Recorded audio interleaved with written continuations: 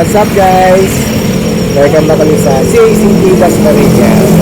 Ngayon guys, October 19, gusto ko yan nag-checkpoint ang ating mga kapulisan dito sa Dasmariñas sa boundary pa rin ng Imus at Dasmariñas. Yan na guys, October 19. So 11 days na lang ay boto na ng barangay.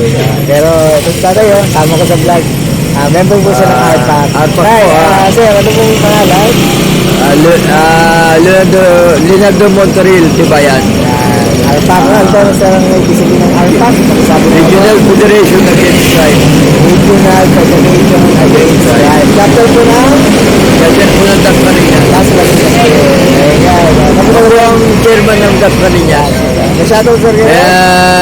Sabihin pa Check-in po kami dito sa hangganan ng Dasma at ng Imus. Comelec checkpoint po ito. Alam ko rin sir yung nag-aayar lagi nyo.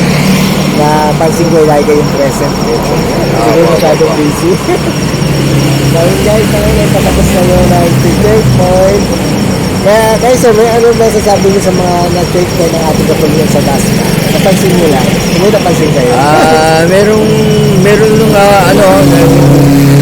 parang kanya ng checkpoint. Kayo naman i-assist nyo naman talaga. Kami po i-assist lang sa police. Ayaw daw ma-checkpoint. Siguro medyo nailang. Baka medyo may halo, nakakabahan. Wala tayong magagawa dahil Comelec checkpoint po ito. Lahat naman nag-checkpoint. Kahit dito ko din. Ayun, may masasabi pa kayo sa iba ba? Napansin nyo yung checkpoint? Meron pa sir? Wala ko naman Talaga, parang ayaw mo checkpoint. Ano naman guys, ma-share ko lang ngayon ay yung mga camouflage siya kasi bawal talaga yun. Medyo na-warning ka ng ating kapulisan na. Tsaka yung mga naka-short, tsaka helmet. Tsaka yung hindi lang share din dito kasi medyo kailangan rin sumunod ng pagkain. Pero warning lang naman, hindi naman ganun kapag hindi naman ganun ka-increase na sir. Hindi naman sir ko kami hindi ka dyan. Diba sir, Sir Leonardo, yung mayamin na share sa inyo ni Sir Leonardo, ay pasok